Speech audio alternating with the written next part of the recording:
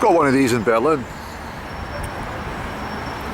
So Istanbul must want one too. I think my home village is going to get one as well.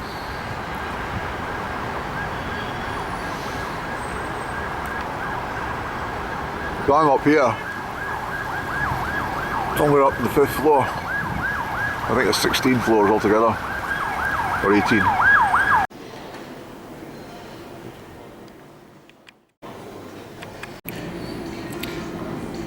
This is me at lunchtime. Very pleasant restaurant. The music in the background is that sort of melody music that me and Up and Down were so used to when we done the cruise ships.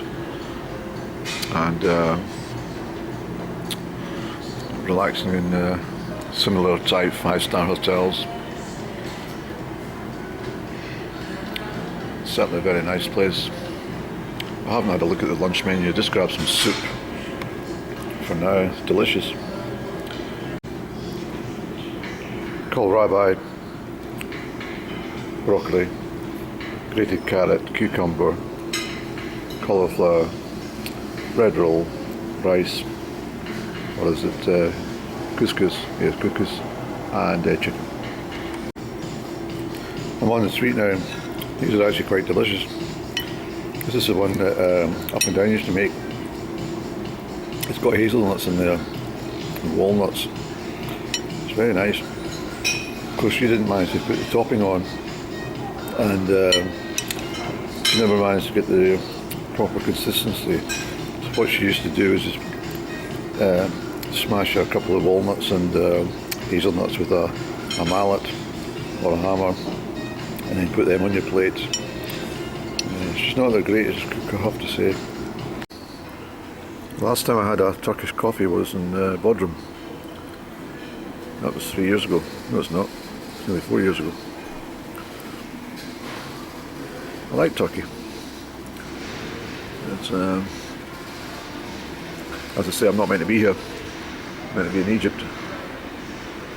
But, let's enjoy a coffee. I've got a couple of things to do. Have this coffee, get a cigarette outside, and then we'll get some business done.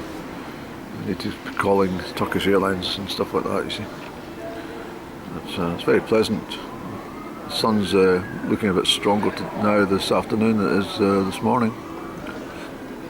But, anyway, here's Up and Down over there. Okay, the only situation that comes to mind in regards to this whole facade is, well, I'm pointing the camera out towards the Black Sea. That way to Bulgaria, and that way over to Moldova and Ukraine, Russia, Crimea. But Sevastopol. You could sail from Istanbul to Sevastopol, I think. Yeah. Anyway, I'm quite convinced that this whole episode is down to Up and Down's time spent with the Masai when she was in Kenya, learning Juju. It appears that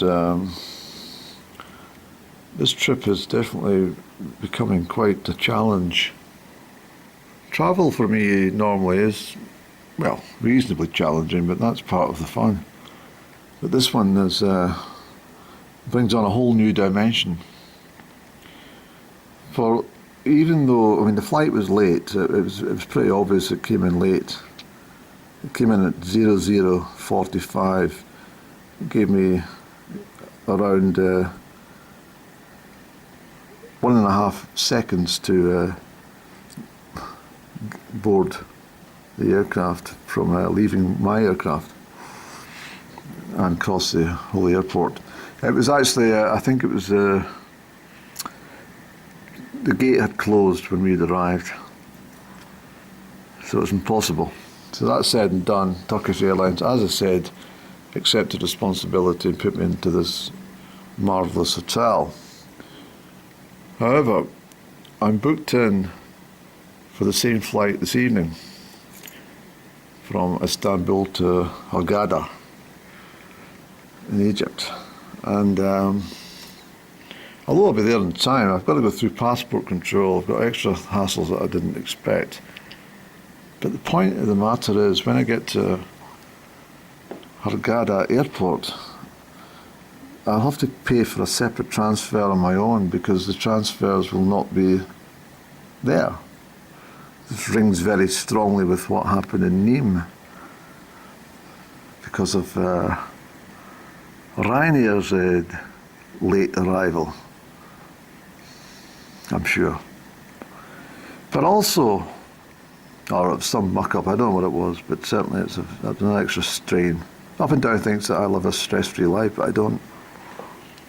But she has been practicing the juju upon me because I have to say that life is quite sweet up until June, and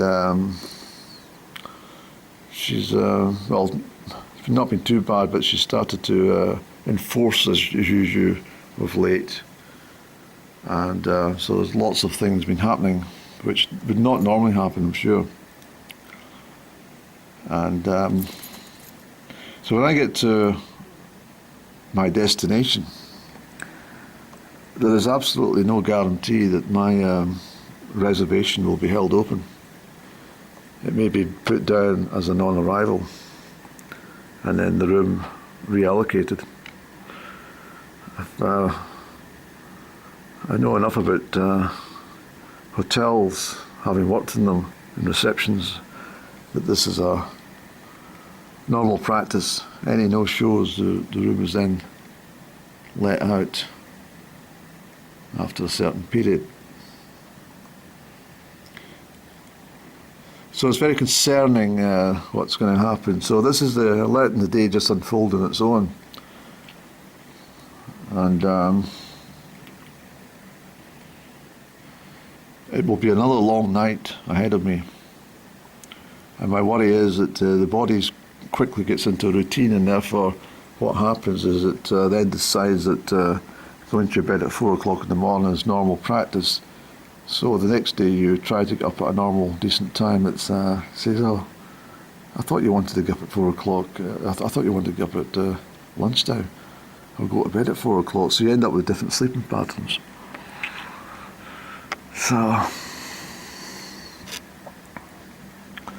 I can't leave this hotel. I'm making a call. There's not really a lot to do out there anyway.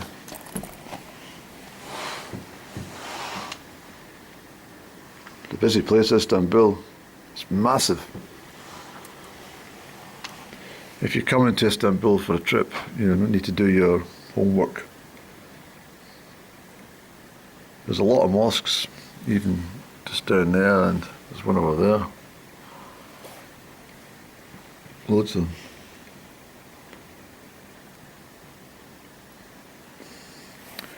That's what you can see from my bedroom window. It's 22 stories, this building, and I'm on number 5 floor. So it's quite a tall one. This is probably the largest hotel foyer I've been in ever. It stretches a fair distance. I'm not turning my camera too much to the right hand side because of, well, I suppose we're alright to do so. You probably see the piano that Up and Down used to play when we used to visit this hotel many years back. Vintage pictures on the wall. Exquisite, I'd say. But it's a bit of a waiting game, I'm afraid. I'm no further forward in knowing whether, well, I've got the flight from Istanbul to Egypt, but the concern, as I said earlier, whether I patch this all together and then upload, I don't know yet. But certainly there are concerns whether the reservation will remain open so long after non-arrival. So I may well end up at this resort in Egypt. I still haven't even got my visa for Egypt. I tried to get it online. Up and Down doesn't realise how much stress I was under when I panicked and sent her a fraught email. It wasn't her fault, of course, but I think the the pressure had finally, like any piece of equipment, it eventually, after it overused and becomes, I wouldn't say it's unstable, but certainly if you force it beyond its normal point of control, it generally breaks down, and I think that's what happened with me. I wouldn't say I had a mental breakdown, although up and down would have enjoyed that one. But certainly I was a bit fraught that day. It was the second time on that visa had been rejected and declined, and due to poor quality photograph image. Apparently that's a bit of a scam, and basically every time you decline you've got to go through the whole process again and pay again. So I decided against it and done some research and realised I can buy the visa when I land in Egypt. But I don't know if I can do that at 3 o'clock in the morning. So it's all very tense, and even more tense the fact that I've got a shuttle bus from here at this 5-star hotel to the Istanbul airport, of course. Then I have to go through passport control and check in again, and I have to speak to Turkish Airlines, get more documentation in case I have to make any formal claims on the hiccups that I've experienced. But I have to say the choice of hotel has been absolutely marvellous. I have to say I've really quite enjoyed the ambience of the whole place. Not the most terrific view from the windows, I have to say. That is over to the Black Sea, of course, but there's a motorway in front, and although it doesn't cause any inconvenience or noise, it's rather unsightly when you stare out of your 5th floor window. And we're 3 hours ahead of UK, so it's 2 in the UK, so I very much suspect it's been Tuesday, the 25th of January, Robert Burns Day back home. Up and down has probably got her nose stuck in some haggis, and while she's thinking of 32 across, or perhaps 39 down on her Telegraph crossword. So I'm not sure if she's managing the crosswords just as well as she used to. I think her brain's got a bit fragile, and in the last couple of years with this whole business of the Georgian mansion and stuff. And I mean, she must be under the element of pressure herself, knowing there's outstanding sums. The outstanding sums have been written off, of course, but it must still affect her that she is aware of the £256,713.63, not including the 47,000 that she got in Berlin, or indeed the £18,000 ankle length fur jacket made up of mink and fox fur that she was I got it. But remember I told you about that time I was in Vienna in business, and we decided to go and view the Vienna Philharmonic Orchestra who were playing in Budapest, and she was in Bratislava, so we picked her up on the train, and she wasn't dressed at all for the winter conditions, and it's a long story, but I didn't want to repeat anything, but it was quite an evening, that one. But, so sitting in Istanbul on Burns Days, I don't think this was planned, Andrew. But as I say, as the days unfold, we'll see what occurs. But certainly the next 12 hours at least will be rather tense. But we'll just have to take it in a stride, as I say. But anyway, I shall switch off for now. I might go and pop out and get a cigarette while some daylight, rather some late evening sunshine on my brow.